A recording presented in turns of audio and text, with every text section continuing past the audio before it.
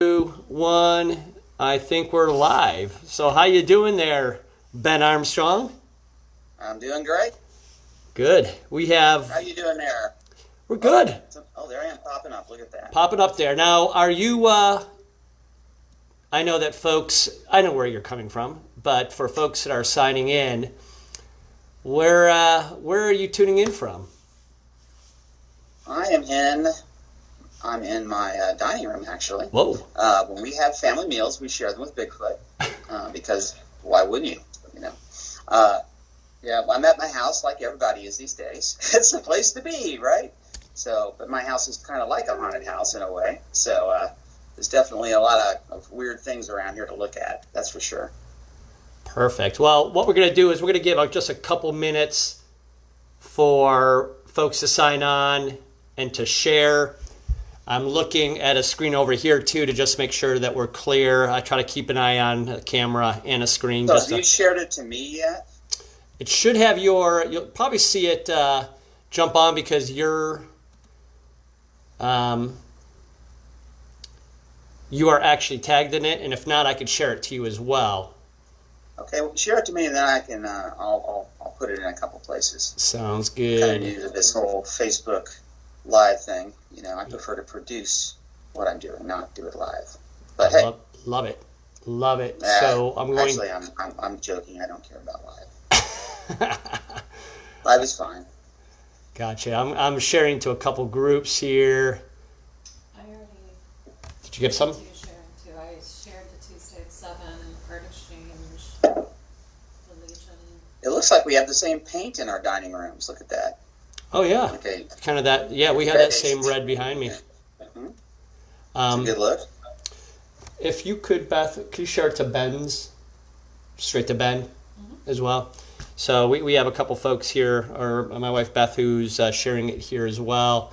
I'm going to go ahead and click on here, share to a few spots. For those folks that are signing on and are here for the very first time, we're going to have kind of this live stream conversation with Ben Armstrong. He's signing in from his dining room as well.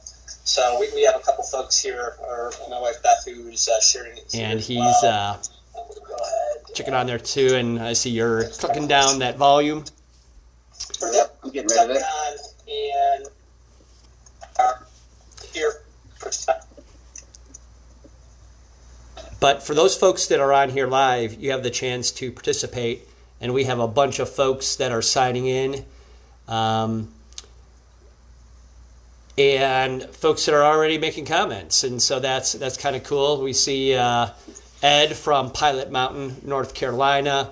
We have a bunch of folks from all over, really, signing on. Craig Skullhead Lau is calling in, and he's saying hello to the folks. But what we're going to do today is we're going to have a conversation with Ben, and it's not going to be probably the conversations that you have often with your peers and haunted attraction folks. It's going to be a conversation about Ben and kind of your journey from maybe those early years up till present years, and kind of talk about how you were affected, maybe ask about some special stories, what makes Ben Armstrong tick and such. Oh, now I'm terrified. Yeah, but I usually start off with a, you know what, before we start off, actually what we want to do is encourage people to share, and I'm kind of doing an old school thing here, but I showed a picture, and if folks see it on the very bottom, if you can see it here, or I can also put in front, but this is a old school t-shirt. I think, Ben, you had identified this as a 2002 Netherworld Sounds about shirt, right? So for everybody who shares this video, what we're going to do is we're going to capture your name, and we're going to draw for this shirt next week, next Tuesday at 7.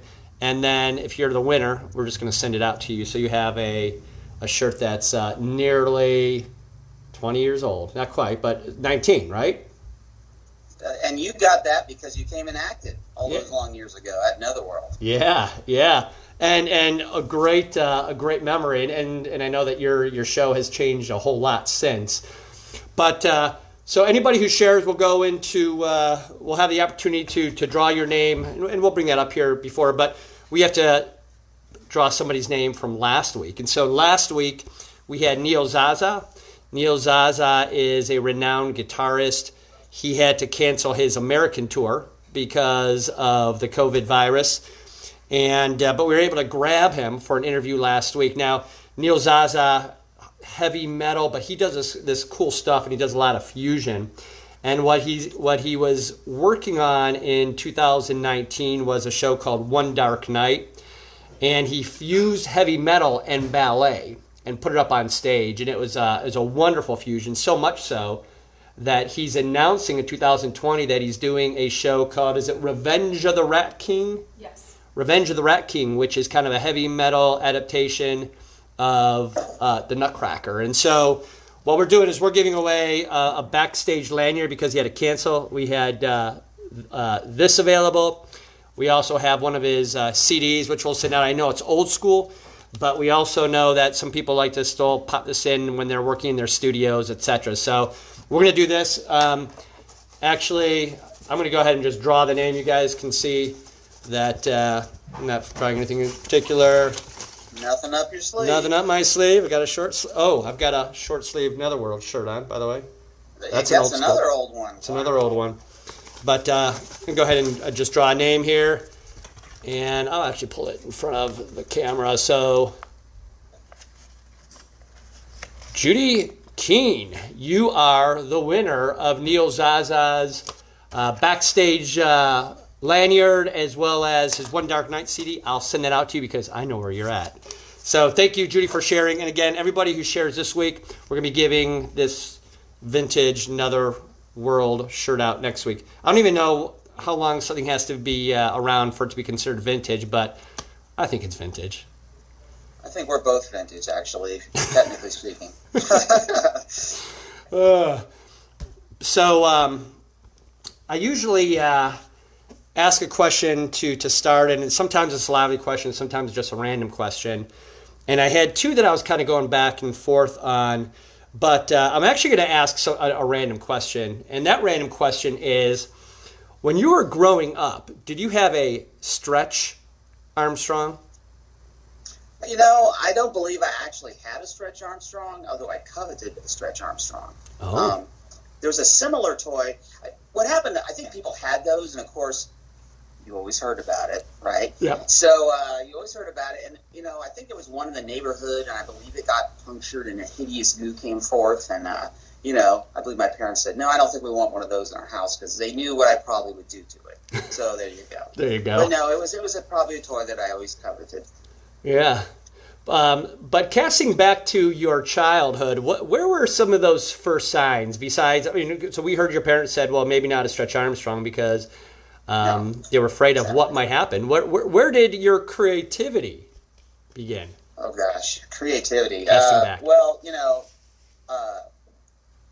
I've always been into, you know, creating things and working with stuff like that. When I was very young, I certainly loved monsters. That was my thing. It was monsters and dinosaurs. That was my back and forth when I was a kid. And as with most kids, I think. But early on, I was always wanting to do haunted houses and things like that. And to be a monster, I told the neighborhood kids that I was actually a werewolf because I got out of the back of Famous Monsters magazine. You may be a little too young for that one, but I got the nose, and I got the crepe hair and the fangs. And so I would, like, get all garbed up when the moon was full, and I'd wait for them to come out. Of course, they never came. They got to be a real drag, lurking in the bushes, you know, and you go back inside, you got to get the stuff off again. But, you know, I told them I was a werewolf, and, you know, that I really had an affinity for werewolves. I remember a comic book, Werewolf by Night. I'm sure a lot of you guys remember that. Mike Ploog, great illustrator, did a lot of it. And I loved all that stuff. And then I think when we were the last years of elementary school, we got to do the Halloween carnival, and our homeroom got the haunted house. So my family got to work in the haunted house. And we always liked to decorate the yard and dress up and stuff like that. So, you know, we did the peeled grapes and all that stuff in final boxes. The guy grab your hand and walk through the refrigerator boxes, the strobe lights and all that stuff. But it was definitely a feeling, of like, wow, this is being a creature, jumping around, scaring people. I don't know. It was just something amazing, that kind of feeling. And so I always loved all of that sort of creepy stuff. And but I was always a kid too. I only wanted to do what I wanted to do. I mean, I remember having an epiphany my last year in college where I went, you mean I could have been learning stuff? Because literally I would just do what I had to do so I could get to what I wanted to do, Yeah. And it was literally like, gosh, I could have been actually learning things, not just cramming for a test and jamming out papers and then going and doing what I wanted to do. So, but I was always just wanting to do what I wanted to do, whatever that was. Probably one of the bigger things I did as a kid, probably around the age of, I don't know what age it was. It was pretty young. I was in, I guess, middle school. We started playing Dungeons and Dragons. And this is way back. This is about when it was just not that many years old. And, for those of you who ever played that crazy game, it was the 3 original Manila books, and we didn't even have dice. And we had 6-sided dice, but we had to draw chits out of a cup to have a 20-sided dice. It was that primitive. And, but I did that all the way up through high school and on through college. And I did it for many, many years in many different games. So role-playing games is a big thing. Then another thing I got into a lot of was the SCA, which is the Society for Creative Anachronism, which is a medieval recreation group, which many of you may know about as well. And I think I got into that about the age of 15.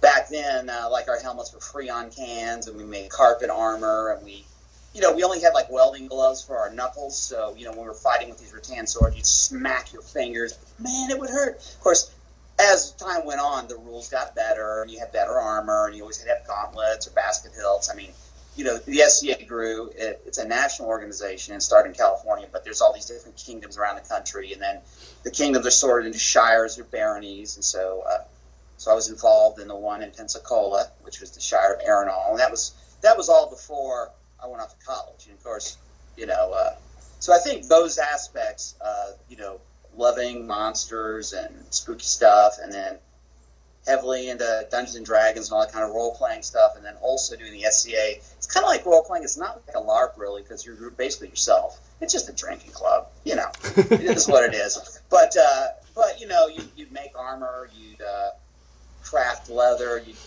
you'd make all kinds of medieval stuff. I got actually heavily involved in it when I got towards the end of college. When I graduated, I actually become the seneschal of my group, which is like the president of it.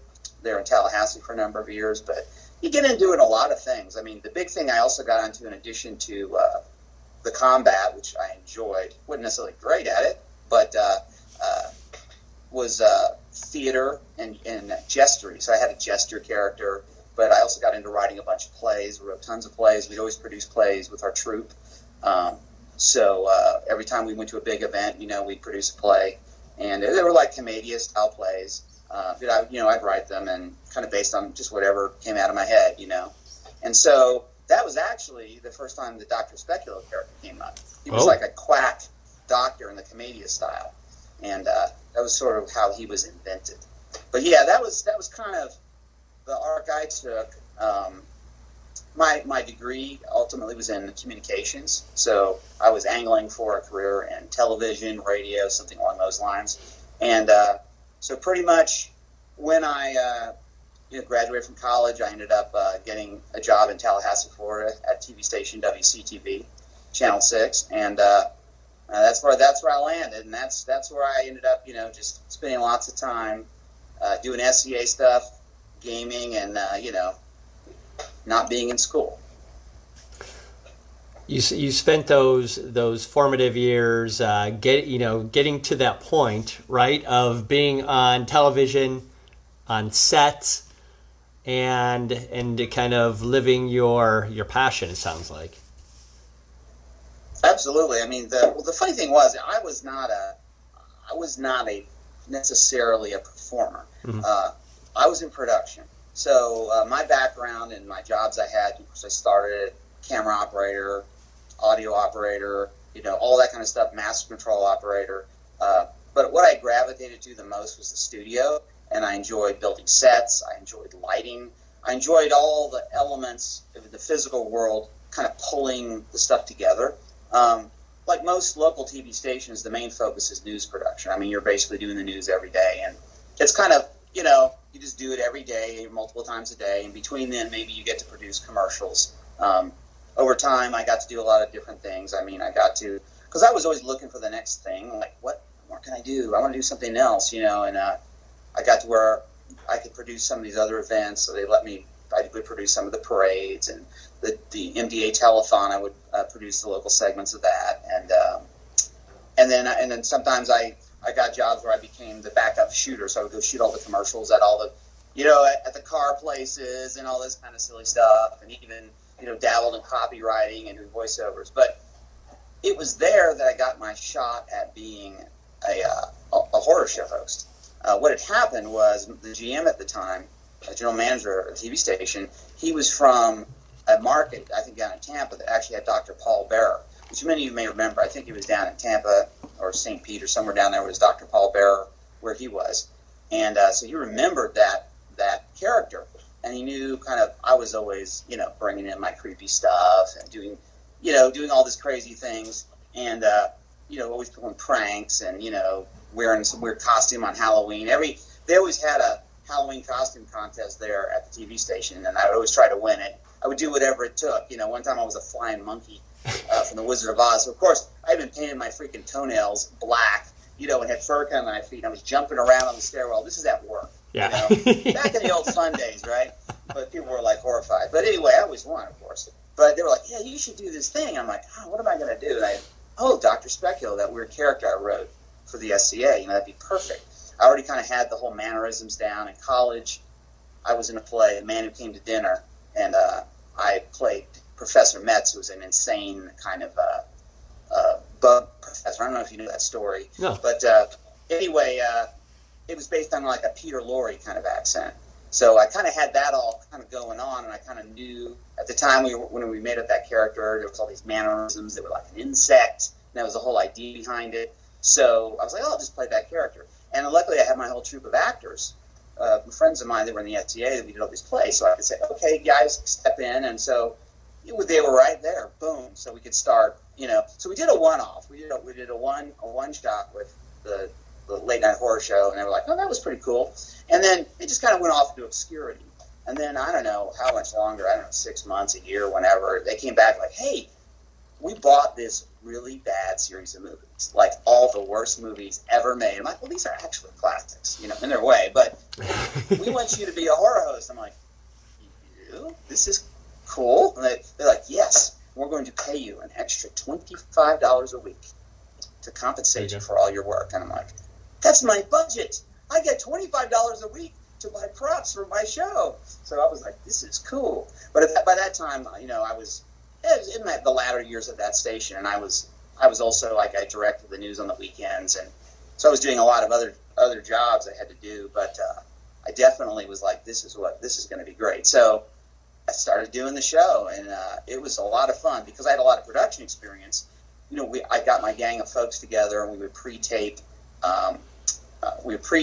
all these commercials, and I mean, a lot of them are extremely creative people, and they had great ideas. So we pre-tape commercials, I pre-tape segments, I'd watch the movie, I'd take notes, I'd cut out video clips of it, and then I would edit myself into the movie. And so it'd be a thing like, there's a point where a guy's on the phone, he's talking to somebody screaming, and so it would be like, I'd cut that out, and the phone would ring, he'd pick it up, and I'd cut to myself in black and white, and I'd go, you're an idiot, or whatever I'm saying to him. He'd go, no, how dare you say that? And I would interact with the movie.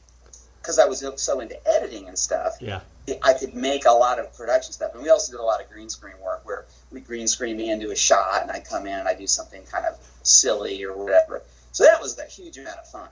It ran for about 37 straight weeks, which is a pretty long run. And then by that point, they were like, you know, on the other, I think one of the new Star Treks were coming out, The Next Generation was on, or there were some other things, and I was getting killed in the ratings. Actually, my ratings were amazing for like the first 20 minutes, you know, and then boom, you know. And apparently, it was also, you know, there were a lot of people who were taping it. But the fun thing was, a lot of people wrote letters. You know, I have books full of letters of people who watched that show. So that was a really fun time. But the other thing, it's the haunted house thing. So because I was directing the Muscular Dystrophy telethon, was able to say, hey, I want to do a haunted house. Let's do that as a fundraiser. Because I got, of course, the Philip Morris book that talked about, okay, why don't you do a haunted house? You make lots of money. I'm like, yeah, we can charge $3. It'll be great. So we did that. And I actually ended up doing that for 3 consecutive years. We did Dr. Speculo's Dungeon of Horror or Trail of Horror or whatever it was. And it was always in a different location, and you'd always just throw it up super fast, and there was like a zero negative budget. You know, it was whatever you had, you know. This is the way back. So that's where I was. So then, you know, what happened, of course, in television, you end up wanting to jump markets. That's how you get a better job. Because I was, at that point, I had promoted to, I was the director of the 6 and 11 o'clock news. I had the main director slot. I only had it a couple of months. That means I come in, I basically would direct those shows, and in between 6 and 11, I'd produce commercials with clients or just produce commercials and go back to it.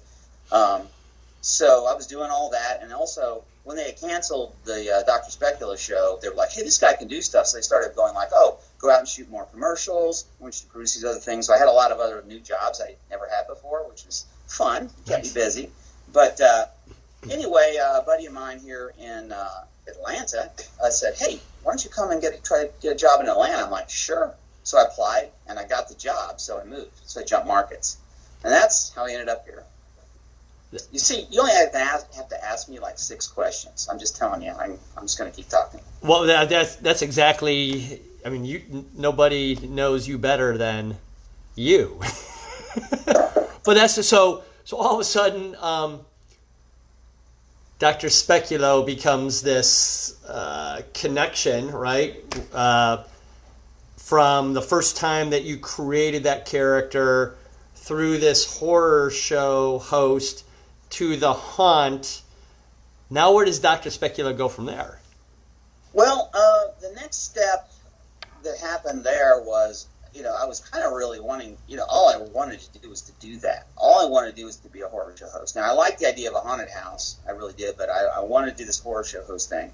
The problem with it is you have to convince someone to let you do it, and then you're completely under the control of the TV station that's doing it. Yeah. And so in the modern age, that's not the case. There's a ton of horror hosts now. You can be a horror host on the internet. You can be it on YouTube.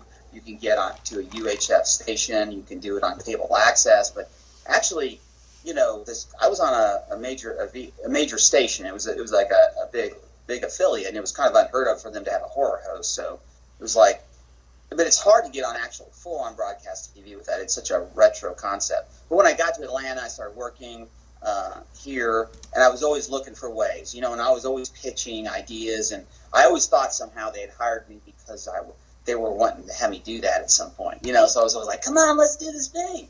But when I got here, there was a ton of, like, big conventions and stuff. They had, like, Dragon Con and some other huge conventions. So I started wearing that character to those conventions. I met tons of people there, and, you know, I met other horror show hosts. At one point, too, there's a guy named Zachary who's one of the old great horror show hosts. It was before I actually left Tallahassee, but I went and my wife and I basically got married. I got married just before we left Tallahassee. We went to this famous Monsters convention. I got to meet Zachary, and I actually corresponded with him for a while, you know, asking for, you know, the best horror host, you know, tips and tricks. He was a very nice guy.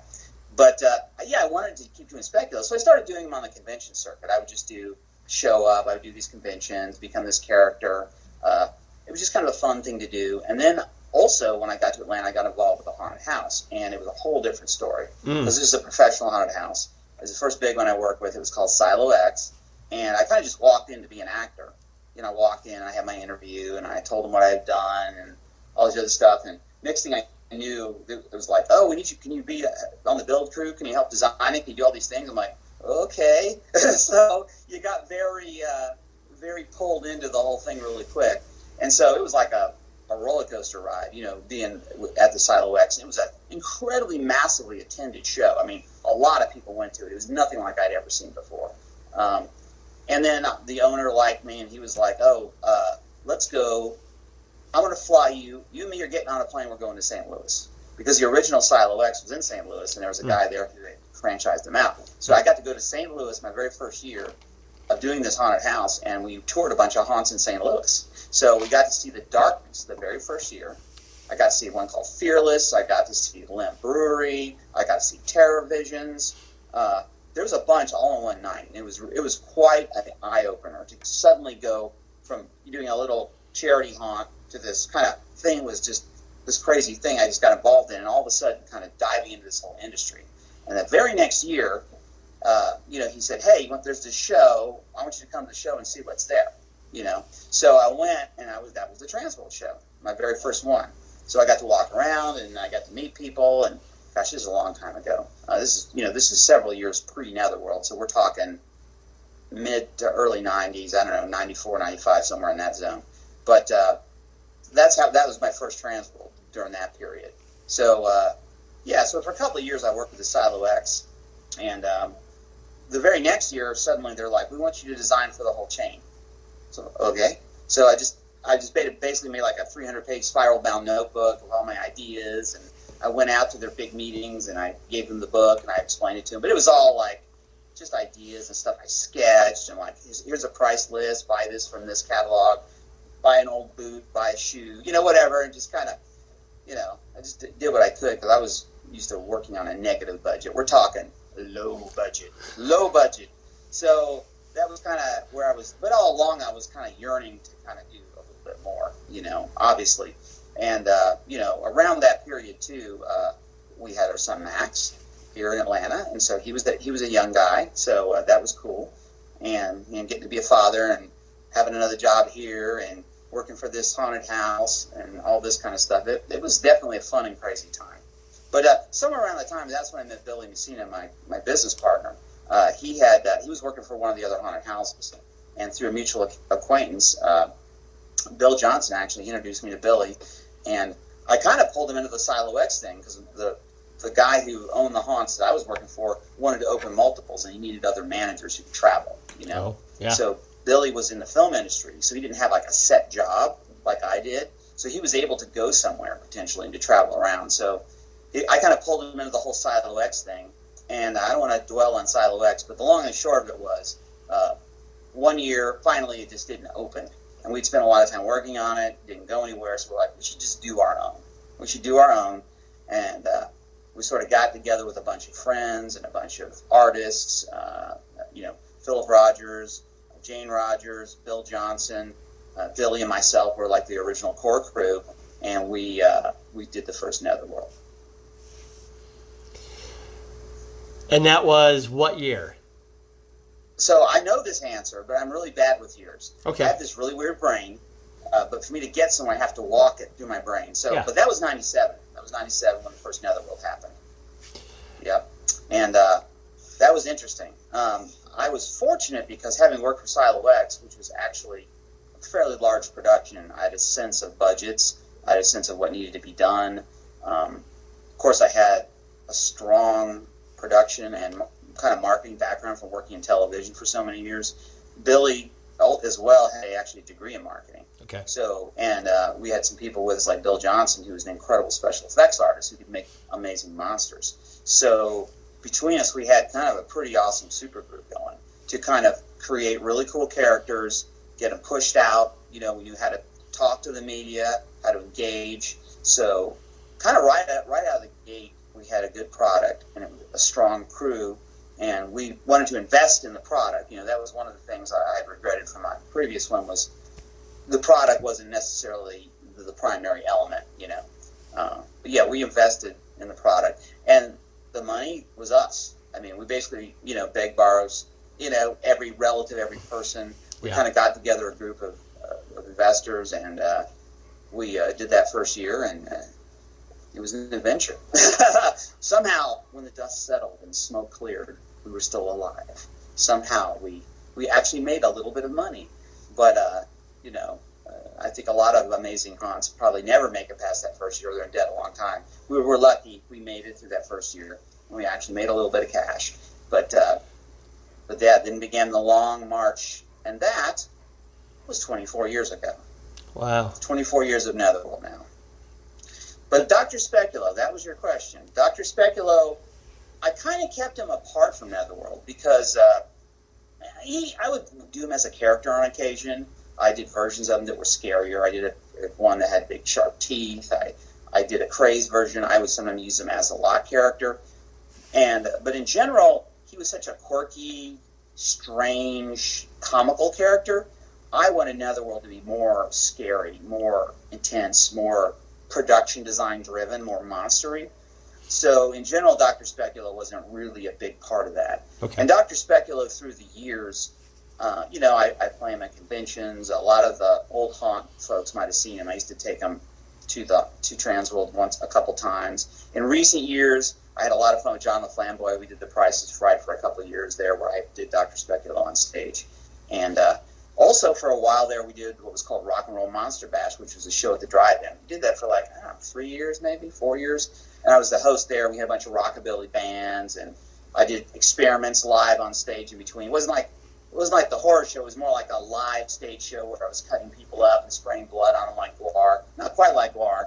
I didn't have those big of tanks. But anyway, you get the idea. It was a crazy kind of fun thing that we did. So I've used him all along, and he's been a character, and he's, as you guys call, is one of my Cadillac characters, which is an old, Bloodview, Scab 5 term. But he pops up now and again. But in general, in the Netherworld years, he's kind of taken a step down to the other icon characters that we had to bring out. So on the topic of icon characters, did the creation of Dr. Speculo, the depth, the look, the character, the backstory, the approach, how did that affect not only future characters, but your show? Does that make sense, that question? Well, kind of. So I think, talking about Netherworld as an entity, as what we collectively, the group of us, wanted to do. So at the time, all the haunted houses that I went to were basically a collection of scenes from movies. That's what they were. Mm-hmm. Sometimes it wasn't from a movie. It could just be, let's say, a mortuary. It could be just a dungeon. Not from a specific movie, but just little vignettes that were disconnected from each other. Right. Silo X, and many people, it had its strong points, it had its challenges. But one of the things it had a strong central theme. It was a military base. It was, the bomb had gone off, there was radiation, there were mutants. It was all about one thing. So I kind of had that, Netherworld needs to be like that. It needs to be about a thing. And the concept there is, when you come up with a theme, you want a theme that's kind of specific so you can explain it, but you want a theme that has unlimited adaptability. So the idea of Netherworld was, there's a place called the Netherworld, which is where monsters dwell, a land of yawning graves, the world of the dead. And occasionally, when the veil is thin, a gateway opens, the creatures come forth, and they affect the world. So you have kind of a unifying concept behind it, but it can be endlessly different every year. You can have completely different creatures involved in this elaborate and crazy storyline.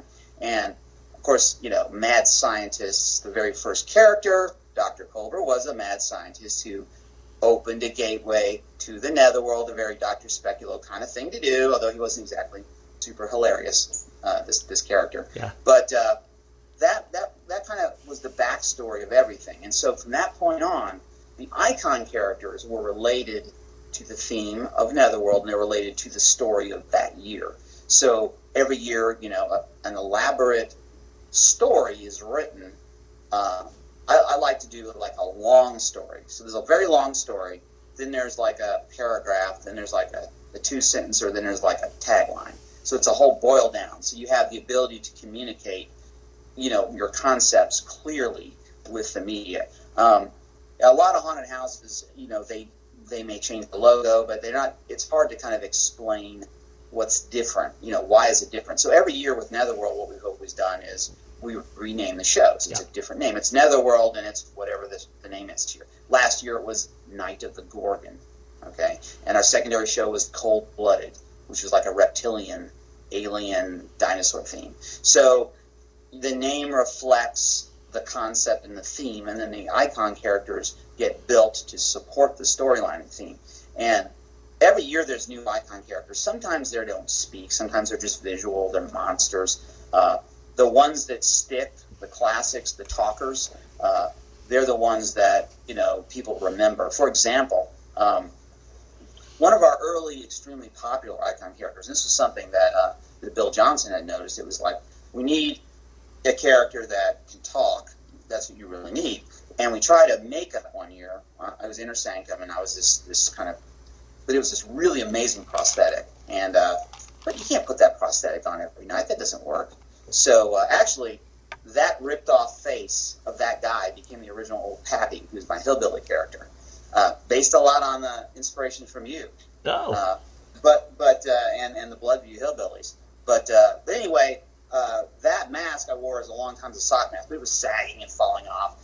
But it was like the very next year we did Dark Harvest, and the character was the Harvest Man. I remember. He was this sort of plant-like creature, but he had a very long story. It had, elements of Jeepers Creepers. It had elements of just a lot of different things in mythology and stuff like that. But that character, the Harvest Man, was a really good character. And I put that thing on, and invariably I ended up getting the full costume like the day of Dragon Con, which is like a couple weeks out, Memorial Day weekend before we open. And I put this thing on, and I'm like, what am I going to do? What do I even look like? And then, because it always takes the last second. And then I'm like, I look like my grumpy old man, so I'm kind of playing that way. And I started playing him as a comedic character. Now, the whole idea of him, we had done some really cool marketing things. We actually created a website called Haunted Georgia that was completely fake. We pretended it was all about the paranormal. And then we peppered in stories of the actual Harvest Man in that, as though it was real. And then a crowning achievement was, I believe, the newspaper had quoted Haunted, because they searched the Harvest Man. Oh, it's based on actual mythology. And it's like, wow, big win. And that was around the zone of the Blair Witch Project. That's where the idea came, to kind of pull in that mythology like that.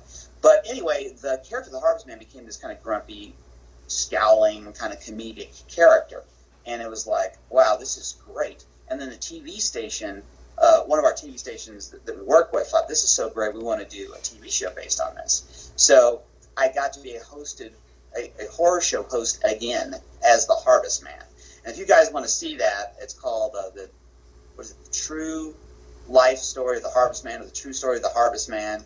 You can search it, and maybe I'll put it up somewhere for people to see. But it's a 3-parter. They did a lot of production on that. It was almost more like, when they do like a star and he's famous and he becomes an alcoholic and then he comes back again, and they had all the music, and it was actually pretty hilarious. But they did a really good job with that. But that one, I think it won a Telly Award. It was very successful. But that was the first really good icon character we had. And then after that came the icon character of icon characters, the Collector. Because at the end it's like, wow, this Harvest Man is great, but he looks kind of like a troll. He's kind of on a trip. Let's get something classical. And our very first year we had a character we called Top Hat, who was just a skeleton in a top hat. We liked his look. And to be honest with you, that character, and it's amazing to me how I never hear this from people, but I went to Oxford College, which is the original 2-year campus of Emory University. And Emory University's icon, as is Oxford, is Dooley, who's a skeleton in a top hat. It's an incredible thing. That's how I picked the school, strangely enough. Wouldn't you know? It wasn't anything else. The fact is, their icon character was a skeleton in a top hat. That's why I went there. So, but anyway, the Art Collector, a skeleton in a top hat, very classical-looking, traditional haunted house character. Yeah. And it's such a strong look. And he's been played by so many different actors, and they're all very different, how they play him. When I played him, he was very much like the Harvest Man, grumpy, mean, scary, but occasionally cracking the puns and the jokes. He had a shovel, his grave digger, and all this stuff. But that has been the most enduring icon character of Netherworld. That was another Bill Johnson creation. That to actually take that and to actually give it a look that was distinctive enough.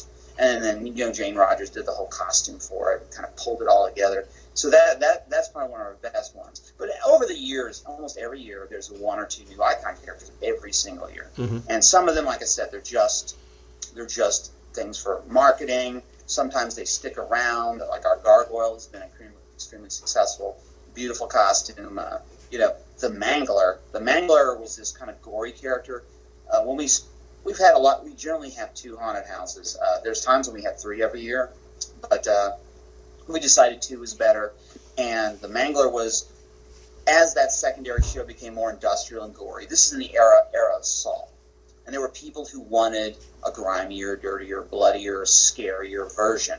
Netherworld itself has always been way less gory than most haunts. I mean, we do have some gore in there, but it's very light. We've always wanted it to be more classical, more accessible to families. It is incredibly terrifying, to be sure, but it didn't have those elements of disgust that you might see in a lot of haunted houses that just go full on it. But we put those elements into our secondary show. And the Mangler is kind of the essence of all of that. He was a twisted surgeon. The guy had no emotions at all. He was born with no emotions. He hid them. He's incredibly intelligent, but he had trouble hiding them. So he got into trouble. He got all burned up, and now he can't feel any pain, and he has no emotions. So he's just intrigued scientifically at finding the root of emotions in the flesh. So he's always operating, but he doesn't get mad, he's just working away.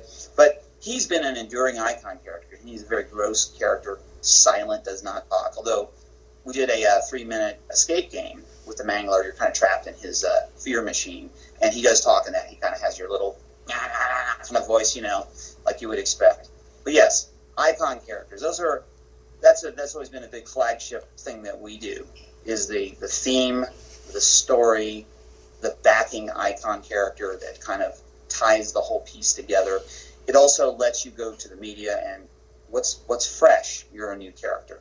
On years when the character doesn't really talk or doesn't really turn out like it to be that kind of character, the collector will step in and be the character. Lord Gulich, who's a vampire, he was a really good one. He's been enduring. There's a number of them that have stuck over these long years. But yeah, we have such a backlog of them. And then, of course, we'll make these huge monsters, too, stalk around type things, elaborate suits and costumes. We've got so many.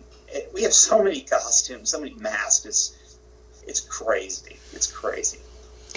In terms of taking something from a concept to a character that steps out in a live theater, what does that look like? Do you gather a team together? Do you grab something, create it, hand the baton off to somebody else who then does the costuming and the makeup or the sculpting, the mask? How does that work?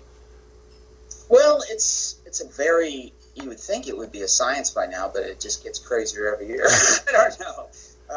The long and the short of it is the theme of that year sort of describes the character. Mm-hmm. The primary person who makes our icon characters is Bill Johnson, who's a phenomenal effects artist. But, he's in great demand these days, and he doesn't always have the opportunity to get it done. Also, we're fortunate to have Roy Woolley, who's a very talented effects artist. Many of you know Roy from Face Off. He was on it about, 47 different seasons. I don't know. Been a lot. He was on a lot of shows. For sure. But he's there. And also, we have an entire group of people, even around the country that we'll reach out to. Billy, of course, knew a lot of effects people around. I've made connections over the long years. So we'll reach out to people. There's even a great guy out in Denmark, hello, Anders, who sometimes makes masks for us. So what we'll do is start looking at the year, start trying to accumulate what's out there, and kind of bring it in. It's kind of funny, too. Back in the day, we had the coolest stuff. And quite often, we occasionally have the coolest stuff. But, man, people like Immortal Mask and CFX, it's mind-blowing what anyone can just buy now. It's crazy. It's like, when we were first walking around with these things, people were like, oh, my God, how do you have this? This is crazy. Now you can just walk up and buy the coolest freaking mask that's absolutely beautiful, and it's like, okay, we can have one no one else can have, but there might be a bunch more that are even cooler. I know for a couple of years there, we were like, man, how can we make these super crazy? And we made some that are built that actually were just insane. They would come all the way down, like we did Season of the Witch, and they had mushrooms all over it. We had this Goloth for a show we did called Monsters, which is based on the fear of holes and repeating patterns, a very Lovecraftian, Cthulhuid-type creature. But also what makes our characters good is we have a really top-notch costuming staff. Jane Rogers and Tracy Garner, they'll pull together these incredible costumes. And we do, at this point, we got so many great artists attached to us. We do a lot of, foam smithing, where we carve things out of EVA foam. Of course, Roy does a lot of that as well. We'll just we can just make all these textural details, suits of armor, all this kind of stuff. And actually, I like to say I am in fact the collector, because I'm always looking for stuff. So I'm constantly digging everywhere to find every nook and cranny, every kind of weird little thing, obscure little mask or piece of something on Etsy. Where can I find really cool claws? So between our back stock and the great artists that we have and the custom-made stuff, and also all the incredible artists that are there now that you can buy stuff from, there's just a huge a plentitude of things to make great characters out of. So you start with a theme, you amass all the elements that will help the theme, and then the artists set to work, and then you try to go for it. I mean, last year was a really tough year because we went for Gorgons, basically Medusa. And I specifically did not want snakes in the hair because snakes are goofy. I mean, what if his head is sideways? How does it even work? So it was very challenging. And Roy spent a long time trying to pull the Medusa together. And ultimately, it was great. It was tentacles, because it was all tied into a Lovecraftian concept. And then Bill also did a version of the Medusa that was also beautiful, which did have snakes, but hers, the snakes went up like a hairdo and kind of came out through the skin. A design I had never seen before. But of course, it was easy. We did a lot of statues. We did a lot of other elements that you would tie into that concept. And of course, the storylines are also, there's a lot more icon characters than that. You have an entire story. You have all these different characters that are part of it that aren't the main monster. So there's a lot you can pull it in. But it's kind of this crazy team effort. You just kind of got to stand in the middle and just grab them here and here and here. And we got to get pictures, so Billy can push out the marketing. We got to shoot some video. We got to do we got to get icon characters out there because people want to take pictures with them and be out in a lot. As far as the performance, in the early years, I did most of the icon characters myself initially. I certainly did them all for the photo shoots and for any production we did and appearances and all that. In the recent years, I'm more the guy who's behind the camera. So I'm suited to both roles, but you can't do both. It doesn't really work to adjust the lighting and to set the shot and to get what you want out of it and kind of direct it, and then also be the creature. It's a real challenge. So usually I'm not the creature, but like a lot of them, we have so many talented actors now. I mean, we have some great ones that play these characters, and it also depends on what it is. You kind of find the actor to play the character. Like Island Chancer works for us. He played Mr. Grendel, who was this demented clown we had a couple years ago, based on the Beowulf legend. He was actually an ogre, and the design was that his horns were leer pipes, like a jester's leer pipes. We were going to cover them with fabric, but beneath them they were horns. That's why he was wearing that outfit conceptually. And he wasn't a clown; he was a jester because he was from long ago, which is not a concept you normally see. I mean, you just have evil clowns, whatever, Yeah. But there's a whole backstory to that. But Island ended up playing that Mr. Grendel, and it was great that he did because the mask was super tight. I couldn't even get it on my head, let alone. But it fit him, and he was able to pull the character out. And, very minimal notes I gave him, he was able to play it. So, like I said, it's pretty easy.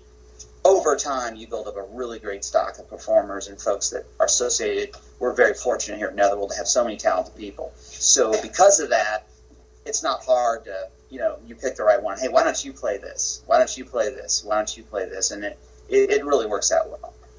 If I were to think of a couple single words to describe what you and Billy and your team have done over the years, one of the words that comes to mind is spectacle, both in size and uniqueness and some of that. Is that, or I should say, how intentional is spectacle to your show and your presence and what you provide? And I'm just calling it like live theater, right? Because you guys take it out on streets.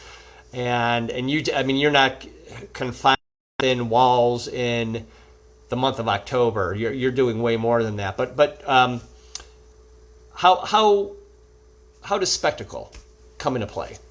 Well, years ago I fell into a lens grinder and I made a spectacle of myself. No, but I joke. No, the concept is that's actually a thing. Something I love to do is come up with ways to explain how haunts work. I like to write articles on all this stuff.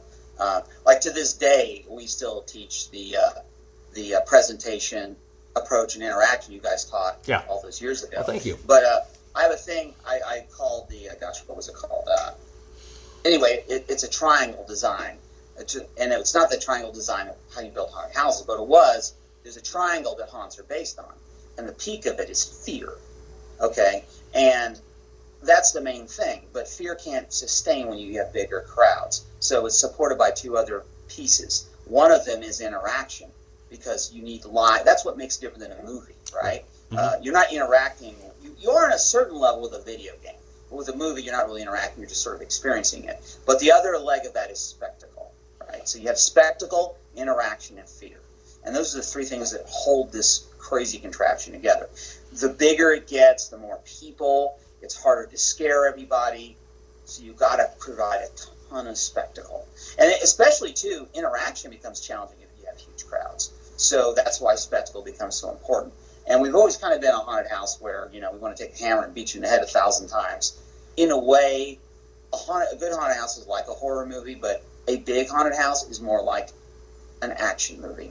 That's kind of what it's like. I always like to compare the difference between Alien, who I think is one of the best horror movies ever, to Aliens, which is one of the best action movies. Of course, Aliens definitely has moments of horror, but there's all this stuff happening and excitement and craziness, and that's kind of when you have a lot of people going through your attraction, you need that. You need that level of energy. You need that level of excitement. You need a ton of things happening. Now, what you risk is you have a scenario where, of course, you overstimulate people. It's too much.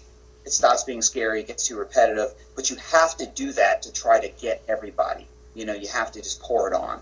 So one thing we've always done is we built one of those. That's great. Let's build 7, Roscoe's one of our welders. I'll come in and go like, hey, I've got this idea for this push-out thing.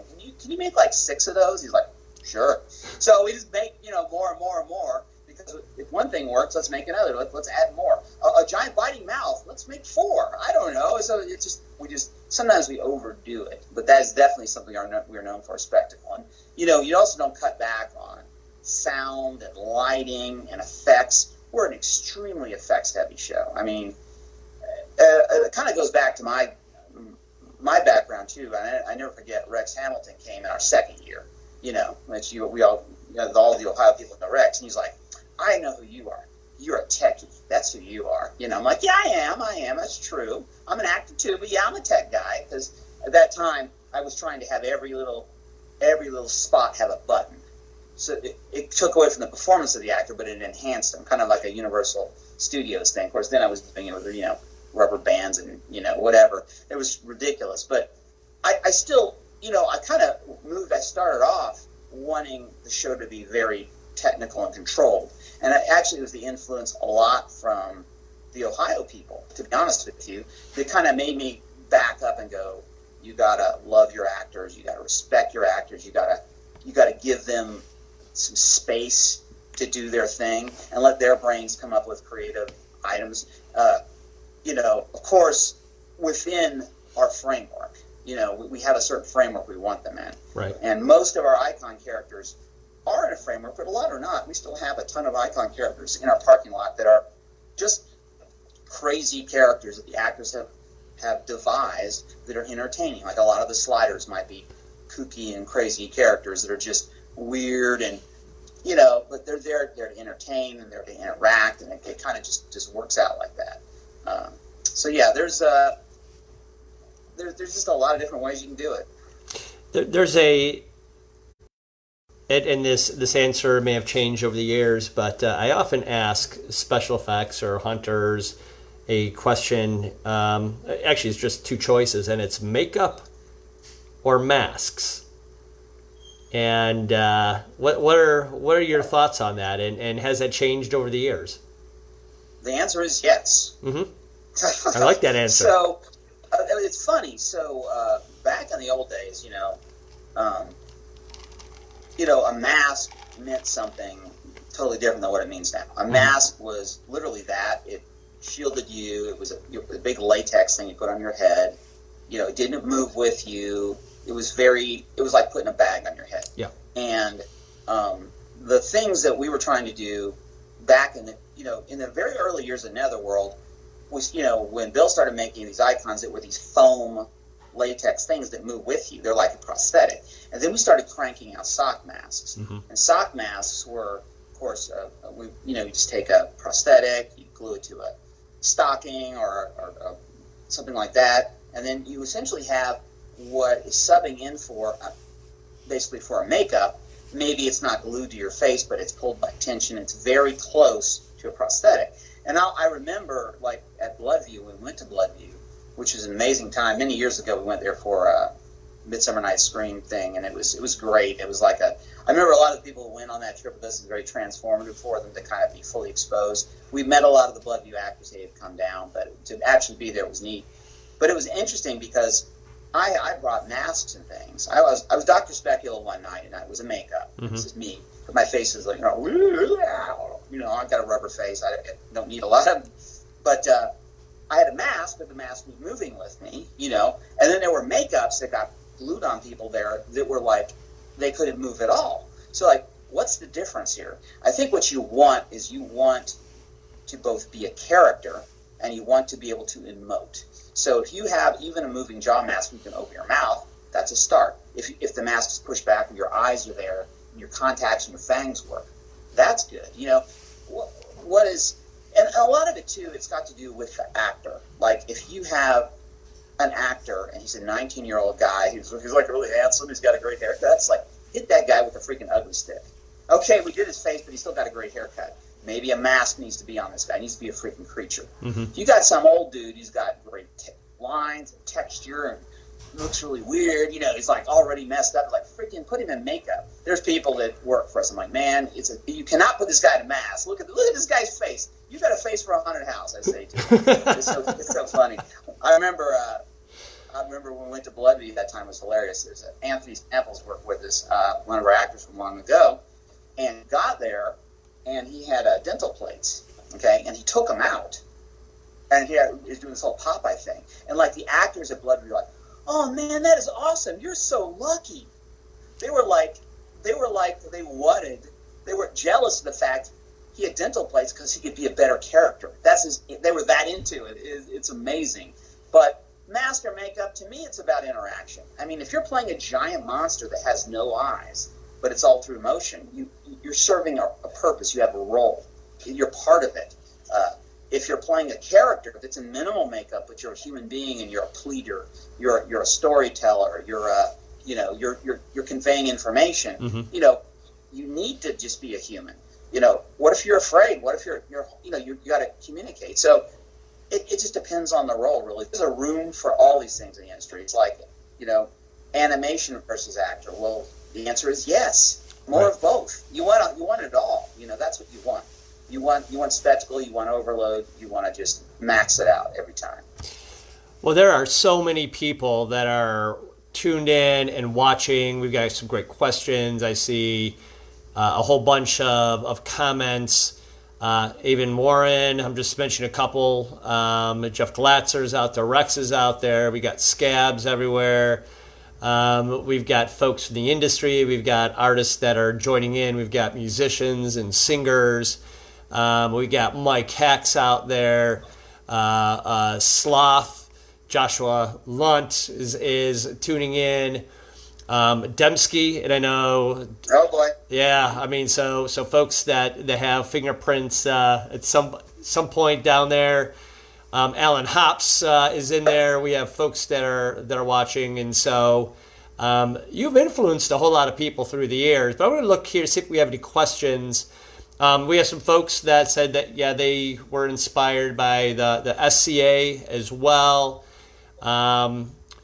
If I'm touching the screen, it's shaking a little bit. It's because it's easier for me to check out questions. The SCA. The great thing there was, you're wearing all this armor and you're just full on. You're fighting. You're doing all this stuff, and it's like when you get into a haunt costume, you're like, this isn't so bad. It's being in the freaking Pennsic War, marching on the field with 1,000 people and smashing each other. It's like, this isn't that bad, It kind of gives you a sense of perspective. And man, if you can get SCA people involved in your haunt, they're fantastic because they're crafters, they get it, and they can wear really hot suits. A question came in from my wife, and it's actually logged here. It came from Beth, and the question that she had posed was, what is the balance between your characters and animatronics, as well as FX and other things as well? So that's one question. And then how have audiences changed? What is the balance? Well, when you're making a haunted house, it's like making a soup. You're just pouring as much stuff as you can in there. And I don't know, some people maybe have a science to it. To be totally honest with you, quite often, certainly with the old Netherworld and certainly already with the new Netherworld, because of course we moved 2 years ago, it's sometimes, what can I fit into a small space? You go, I want to have this animation, and you look through the entire haunted house. There is nowhere to put it. And you rack your brain and finally go, wait a minute, there's one little corner over there. I could put it there. And it may not be the best place to put it, but it's where it fits. So sometimes when you're starting off, when you're building a haunted house, you're trying to go, how can I possibly fill this space? Yeah. And then later on, when you've been doing it for years, you're like, how can I possibly find room for this thing I want to put in this space? About us, we don't let anything die. We don't let old animations die. We don't let old costumes die. We don't let old masks die. I mean, the repairs that get done on stuff is redonkulous. So because of that, we are buried in detail. We are buried in animations. And we keep doing more. We build our own animations. Joe Manza made an incredible elevator. It took him like 6 months to build it. It's crazy, the stuff we have in Netherworld. But anyway, it's not that it's a balance, because it's just trying to manage what you have. Yeah. And to carry out the production you want. So you've got what you had last year, and ideally you don't want to change it much. You have to change elements of it because you got to fresh it up. But you want to suddenly add stuff. Like I was working on my stuff the other day, and I'm looking at my my lists, and I think I have somewhere around 58 animatronics that we're adding this year. We're adding 58 animatronics that were not in there previously. So, our animatronics are in the hundreds and hundreds. But then again, you go, and let's also add this special effect, and this special effect, and this special effect. So you're constantly, how much more can we do? How much more can we add? But then there's also things you do. You'll change up. You've got to take, sometimes you got to take a big eye-catching thing and take it out of the limelight and put it more back in the shadow and switch things around. A lot of it is about lighting. A lot of it is about detail. But it all's got to follow the theme. Like one of the elements we're doing this year is to make room in the haunt. We're actually taking a lot of our giant monstrosities. We have a huge collection of monsters that we've accumulated over the years, both ones we purchased, ones we've made. Most of them we changed to some degree, so they kind of have a Netherworld stamp to them. But we're moving a lot of them outside where they can be seen while the patrons, while they're in line, while they're in the midway, so they can take pictures, they can interact, they can enjoy them more, which will create space on the inside to have more scenes and more experiences that you're having. So anyway, on top of this, overwhelming conglomeration of effects and detail and animations, the actors are there. And the actors are there, and they serve many purposes, but they're there to scare you. They're there to entertain you. They're there to interact with you. And we do not skimp on actors. We have tons of actors. We also have a lot of stunt actors. That's something else that people are starting to get into. We have a lot of, we have multiple different kind of bungees. We have swings, we have cables, we have zip lines, we have leans, we have pneumatic lifts. We have a whole stunt team that does a lot of different stunts. It's sort of like we have the actors who do stunts. Yeah. We have the actors who do puppets. Then we have the actors that may play any number of roles. We have the shock scare actors. We have the theatrical actors that are maybe more out in the front of house. You'll go through a lot of queue lines and museums and things where you go in. These people tell you stories. And then out in the midway, we'll have all the interactive actors. We have the sliders. We have these year's icon characters. So there's a huge mixture of these actors of all. In the haunt, it's hard to interact. Netherworld's a very loud place. It's a very fast place. I think it was Joe Jensen who once called it a haunt 10-second stage. Sometimes it feels like it's a 2-second stage at Netherworld. You have like no time, while you're in there. you're more like, oh, well, where'd that guy come from? It's more like it's the shock, it's that stuff. But some actors sometimes will give them a voice amplifier so they can speak and be louder. But most of the talking parts come more so in the beginning when you're in the queue lines, and at the end when you come out into the midway. That's when you can really interact with them. So, but even out there, we're adding massive overlays of animations. We're adding, we're going to have some shows this year, sound and lighting, all kinds of things that go on.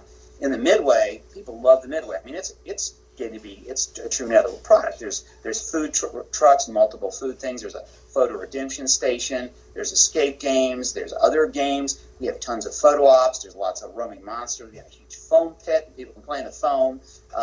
And we're continuing to expand on that this year. And we're doing more and more scenic overlays, more and more animatronics, more and more things to interact with. The property itself, of course, we have 4 escape games. So those are running all the time.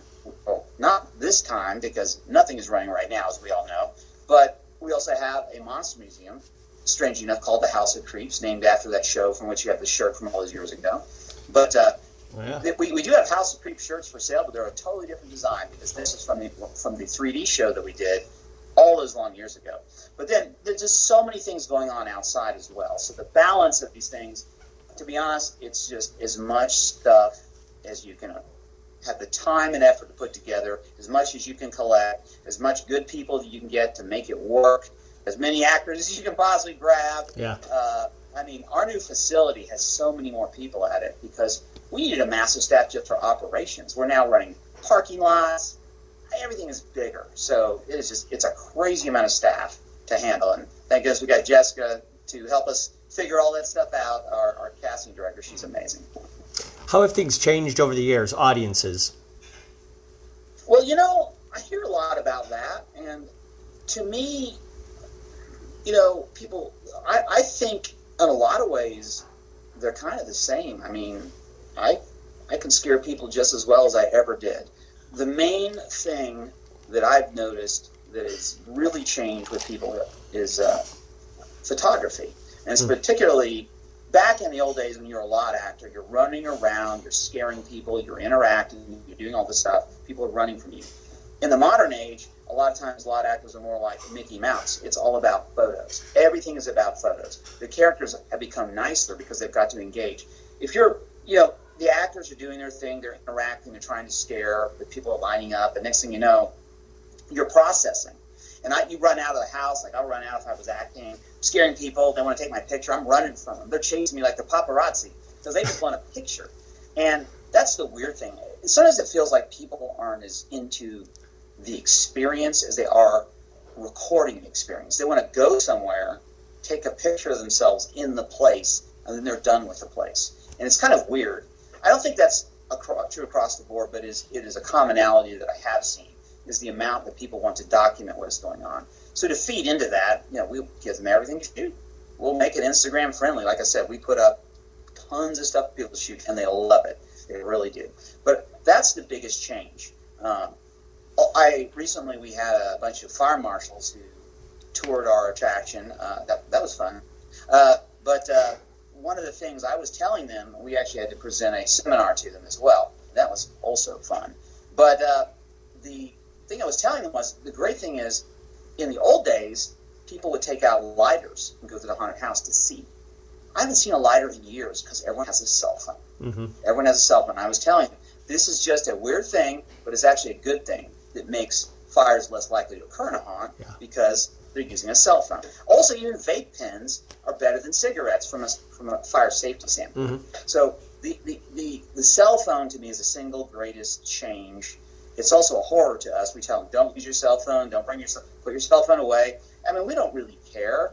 We just don't want them to drop it, and we don't want to have to go find it. Yeah. People immediately go right in. The first big thing they encounter is the 40-foot-long vortex tunnel, and they immediately drop their phone in the vortex. It's like, there's a call every 15 minutes. Someone dropped their phone in the vortex. I'm like, really? How unexpected? How unexpected? Because it's in their hand. They go sideways. They're grabbing the rails. Boom, falls out. Or they rub their body against it. It comes out of the pocket. It's gone. So that's the biggest change I've seen, really, has been that. Now, there was a change I noted further back, 10, 15 years ago. It was more in sync with the DVDs. When DVDs started coming out with all the backstories about how things were done, I noticed that at that time people were very savvy to makeup, effects, contact lenses, all that kind of stuff. And there was a kind of a newfound appreciation for the characters from a technical standpoint. Right. That was kind of a huge sea change back then. It doesn't seem as relevant now. Everyone obviously is more well-educated because they have access to all the media in the world. I mean, you're watching Star Trek as a kid, and you're like, what's this tricorder? What is this? I mean, a freaking cell phone. You have all the knowledge of the Earth in your hand. And people don't need to know anything anymore. They just can dive in and just take their phone with them and can know what to do right away. So it does change things a lot. You have an all-star team, and speaking of all-stars, I see that Roy Woolley joined us here as well. But rumor has it that you have some stars come through your show as well. Do you have any comments or stories or thoughts about that? Atlanta has become a very popular place to shoot movies. It's become, Hollywood of the South. It's amazing. Mm-hmm. And for a number of years there were tons and tons of celebrities. Every year there's a bunch, but it just, for a while there, it was just a stream of folks. And Billy Messina, my business partner, he's the one who normally deals with them. The way I never really deal with them. The only time I do is if I need to go out and take the photo, mm-hmm. and then I'll just do my usual scream, smile, do this, jump up, now stick your eye out, stick your tongue out, gotta get a bunch of stupid pictures. But what I prefer to do is, like, if I know they're in the show, they're going in, I'll just go and throw some line, go in because I want to get them. Like, I want to freak in. Yeah. I want to get them.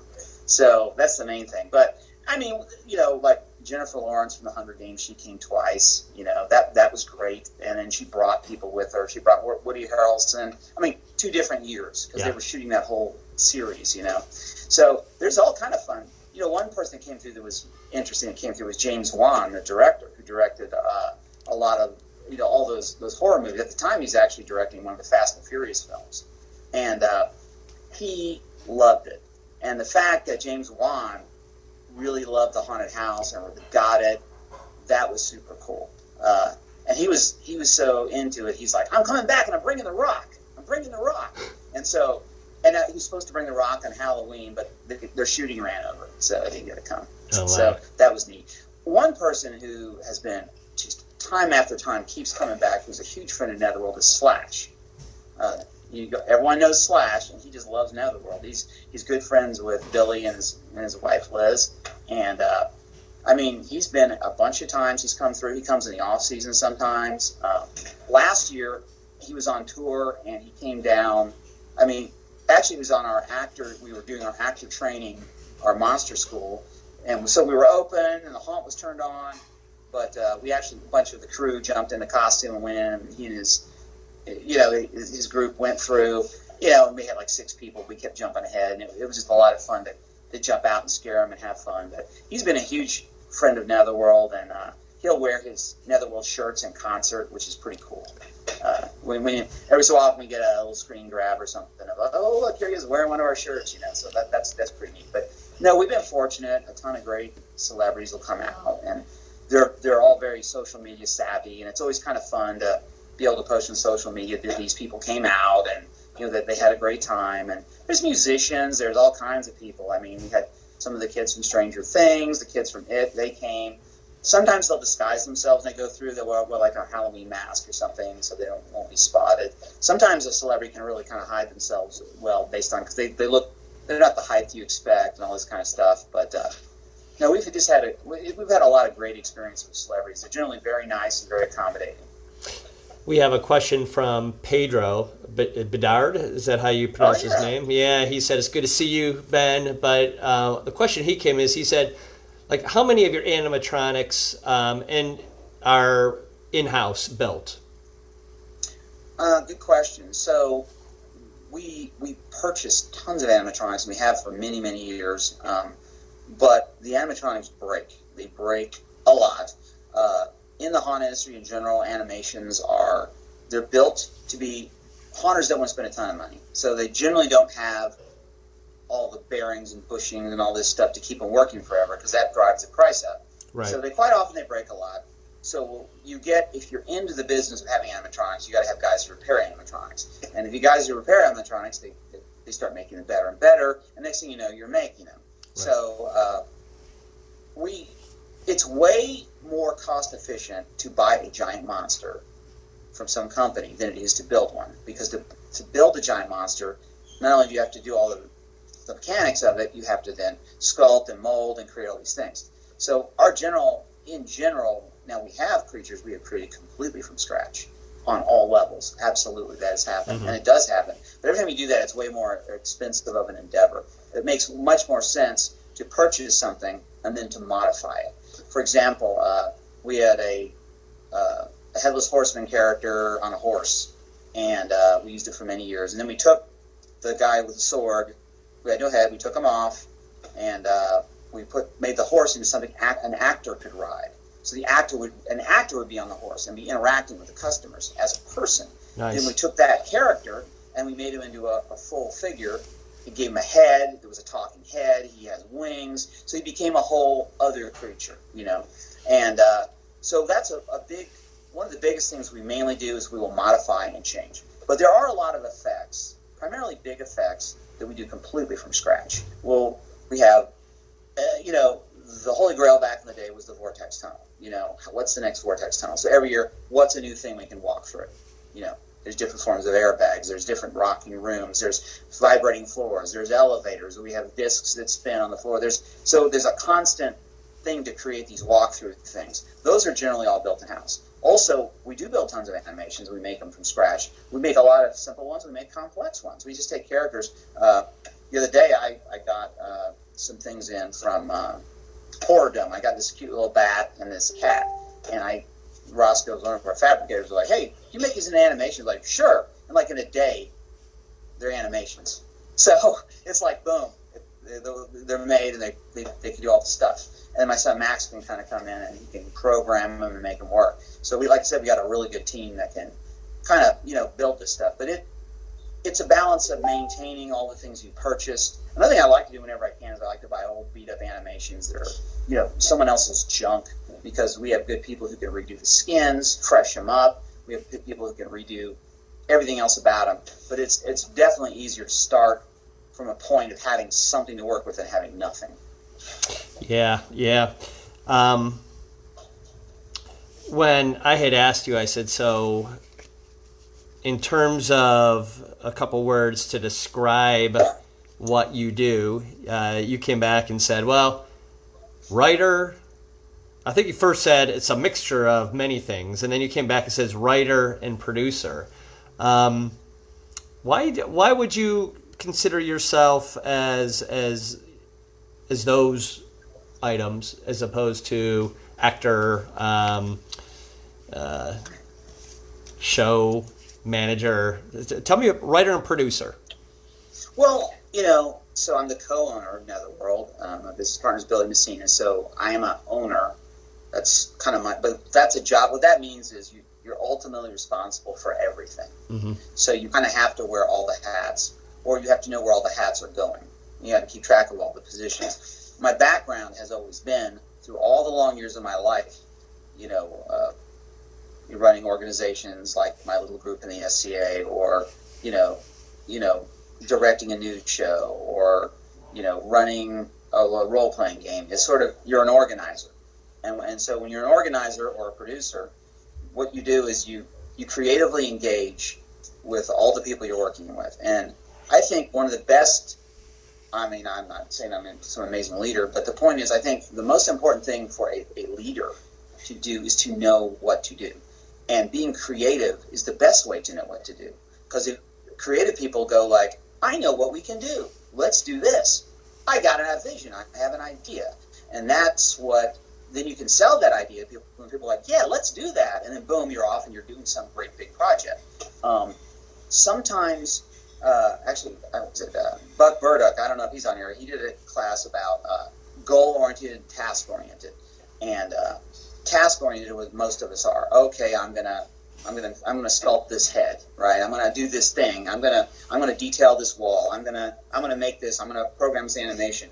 So everyone is task oriented, but someone's got to be goal oriented to look at the big picture, to see everything, and who's gonna pull it all together. And that's why I say being a producer, because that's what you end up doing when you're starting off. You're doing lots of little tasks, but you still got to pull it together. When you have a big staff of creative people and vendors and friends and actors, you kind of got to just kind of play the role of like paying attention to what's happening and trying to get the vision out there, the goal, and to pull it all together to make it happen on time, to make sure that the customers have a good time, to make sure that the actors and staff have a good time. I mean, without your actors and staff, you're nothing. You know, you have a great stage that's there. It's a stage. It's for the actors, and without the staff to pull it together and to build it and to man it and to do all the things, you know, you can't do anything. So, you know, you got to both show them that you know what you're doing, and you gotta care about them, and you gotta care about the product, and hopefully, you know, you can have the enthusiasm to get people to do it. So when you're producing or you're directing, conceptually, what you're doing is you're pulling together a project, and it's a creative endeavor because you're looking at it's an incredibly complex, ever-shifting puzzle.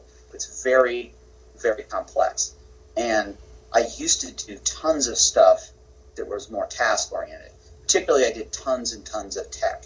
You know, I would do all the animations and the hookups and all the lighting. I'm the lighting guy from way back.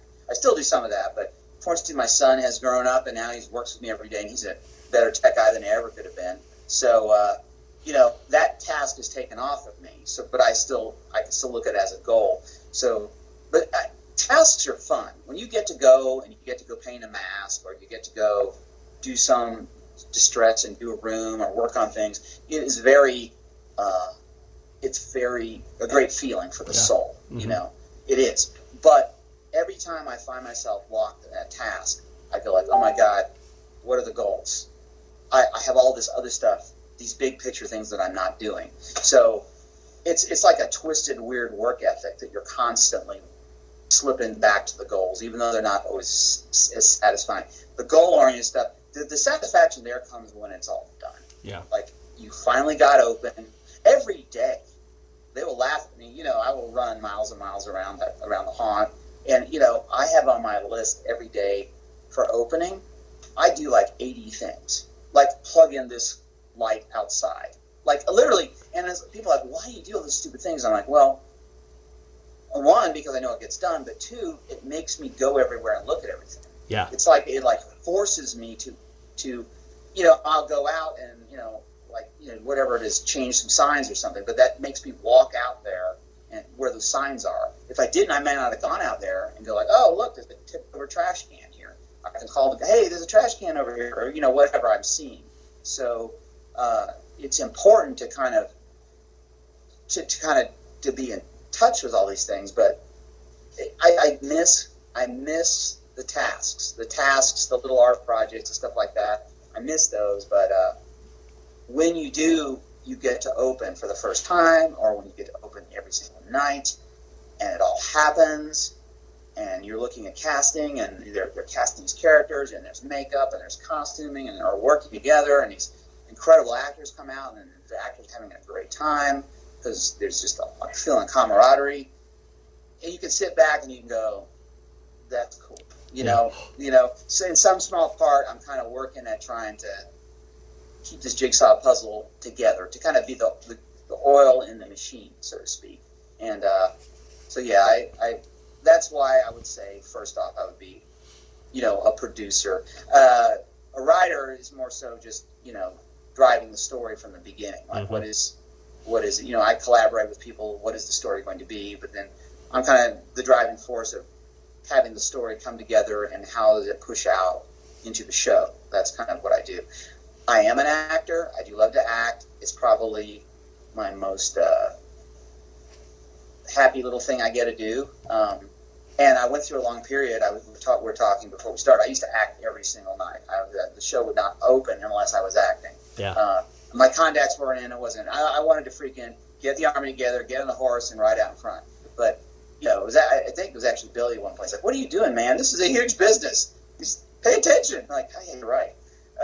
So I more where I was just walking around and looking at stuff, and that's super important. But once in a while, you gotta scare people, So I got more into the role of like I would, I'm looking at everything and I'm walking around. I'm walking the show a dozen times, and then a week in, a couple days in, 2 weeks in, whatever. It's like things are going really good.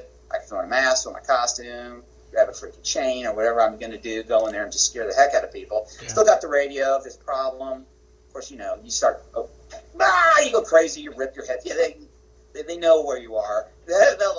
We need you. Come out. You just take all your stuff off your sweaty. You can go deal with whatever the problem is. But that's definitely a jealous pleasure is going into act. The most time I ever really get to act, it's, when, it's at a convention or something where you don't have all of the weight of all of the responsibilities. And later in the season generally, when things are all humming along perfect, or as perfect as perfect can be, you can step in and do it. But I definitely got the bug last year. I kind of got back into it. I got excited about it again, and I started feeling it. And it's been a weird year. It's like for some reason, I don't know why, but I don't know, this last season, it just felt very nostalgic, even though it was our second year in this location. And I started remembering all these little things I had done in the past and things I was fond about. We actually, Mike Crasser, Tattoo, he does Terror on the Fox many years ago now. He worked with 13th Floor, but he's like, "Hey, man, let's do a historical haunted attraction history thing. You want to help me with it?" I'm like, "Sure." And so he's like, "Cool." So we just, we got, a friend of ours, Alex, she made this cool banner, and then we sat there and we put it up together like a week ago, and we started posting on it. And the amount of history that poured out, I mean, the amount of people that just came out of the woodwork with all their stories and all their art and all their stuff, and it was just, it was overwhelming. It was touching. It was awesome. All these people, and then all these other people getting to see it and see how the footsteps of all the people that walked through this industry and what they had done, and it was great. But that, to me, there was a period there where, not the first couple of years I was always an actor, but then there's the middle part, or early middle part, where I was all influenced by you guys, and I was acting a ton, and I kind of got a taste for that again. So I don't know, it's nostalgia. I don't know, I just feel excited by it. I'm feeling good. I want to scare people, and I got enough scares in and enough interaction with customers last year to really have a hunger for it. So I'm hoping this year to have a lot of time to devote to it and to spend more time with the actual performance. Mm-hmm. Focus a lot on that. I mean, because I find myself, like last year, I was focused a lot on things like, our food trucks and new queue lines, and just they're fun. They're fun stuff, and they're fresh and they're new, but there's nothing like the performance. And I really want to spend more time, up there with the actors and with the makeup and the costumes, and just kind of be a part of that. Just you get to move around and do stuff, but yeah, that's kind of what I want to do. Well, talk about haunted attraction history for anybody who shares tonight. So you can share this video to a group, you could share it to a couple individuals, you could share it to your friends list. But anybody who shares, we're going to put your name in a hat next weekend. You might be able to get this haunted attraction history t-shirt. A t-shirt that's almost 20 years old from Netherworld. I'm giving this bad boy up because somebody deserves it. And I've got some great Netherworld that I'm wearing here today. But as folks are watching this over the next several days, feel free to send in a comment. I'm sure that Ben and I will go in there and try to respond now and then. But to kind of wrap up, what is, maybe the last question of the night, what does 2020 hold, and maybe the next few years hold for you as a creative in general? Well, don't we all want to know what this year holds? Who can even say? Right. I don't really want to get into all that because that's a lot of conjecture. Yeah. I generally am a glass half full kind of person. Okay. So I'm generally very positive, and I'm not afraid of things. I'm always looking at what good can happen. But yeah, this is definitely a trying year, to be sure. 400 houses, I mean, the catastrophe of losing Transworld, I mean, that's devastating to all of us, and it's devastating to our vendors, it's devastating. Just, we want to see our friends, but hey, at least we have our health, you know what I mean? It's important what's going on. From a haunted house perspective, with any luck, things will clear up, everything will be great. Obviously, there's going to be challenges, who knows what's going to happen, how people are going to be worried about it, but personally, going forward, I feel really invigorated. I don't know why. I'm just on an upswing. We went through a very hard, after many long years, we moved our attraction. We purchased a building. The entire process of purchasing that building, building escape games, and then we moved the entire Netherworld in 22 days. We moved out of our old location after as many years of building it there. And the crew did an incredible job, and we got that thing open. I mean, we didn't even get our building permits to actually build the haunt until very late. And we got it open. It was crazy. The stuff we had to do, like build sidewalks. I think our building has something like 44 different points of egress from it. Whoa. It's crazy. Yeah. And a lot of those we put in. So we had a massive financial investment. It was a huge amount of work. Then getting the haunt up, it had to be up to a quality level. And then this next year after it was the whole next layer of it. It was adding a lot of stuff. So that was, I think back on it, and people are like, oh, aren't you stressed out? Aren't you this? I'm like, I don't know. I didn't really think about it. I just, had to do, right? Yeah. You just do when you're in it. But looking back at it now, I'm kind of like, wow, that's kind of crazy. That was crazy. So now I'm like, oh, I can catch my breath. I can think about fun stuff. And, acting is fun stuff. Yeah. Being characters is fun stuff. Getting more involved in the production side of it is the fun stuff. You don't have to worry so much about the, all the inspections and all the.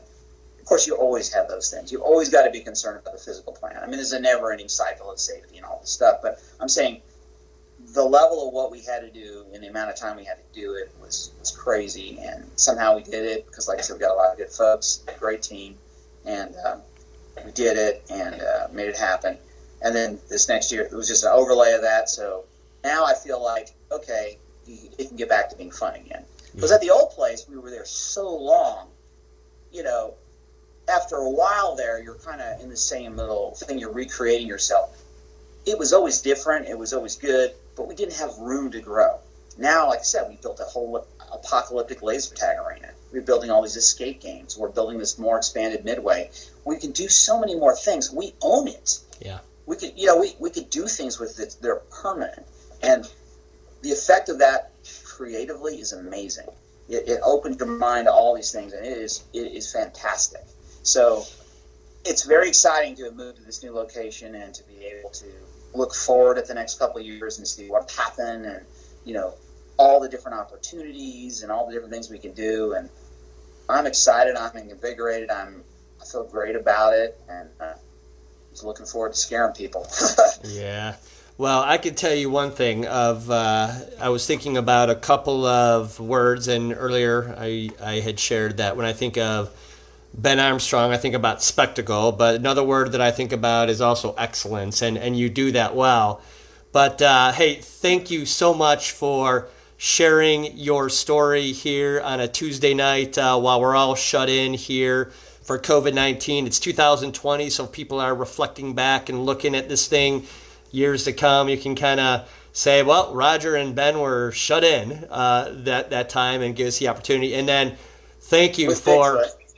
there's 30, 40 people watching live. There's a lot of comments. We did not get to everybody's questions. We've got some superstars that have tuned in. We're going to check back. But again, I want to say thank you. We'll draw this shirt next week, and we'll make sure that we let you know who's going to be sporting this thing at the next event.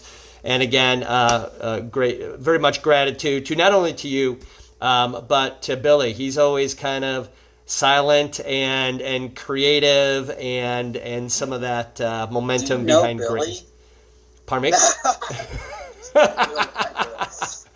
There you go. But anyways, thank you, Ben. We really appreciate it, and we'll be looking forward to staying in touch with what you do.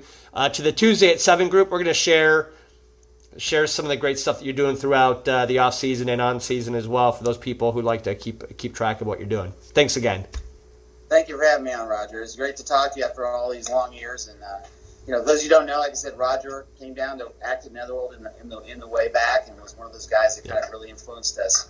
All those folks out of Ohio. So I still look forward to remember those days fondly, and we still teach the stuff you taught us back then. So thank you for that. Great. And thanks for either pushing forward. You invited me to that haunted attraction history group. I think that's really what probably planted the seed to have this Tuesday night session. So thanks again for you and for the folks that are organizing that as well. That's a great, fun walk down memory lane. A lot of really nice memories I'm seeing there. So it's a joy to look at that. I mean, it's just neat, and I just love seeing these folks who haven't even heard from in 10, 15 years are like popping up, and they're like, look at this thing I've saved. It's so cool. You got to check it out. Haunted Attraction History. It's on Facebook. Yeah, and we will, and I'm sure a lot of people will be watching this as well. Hey, thanks for sharing. Have a great evening. See you guys later.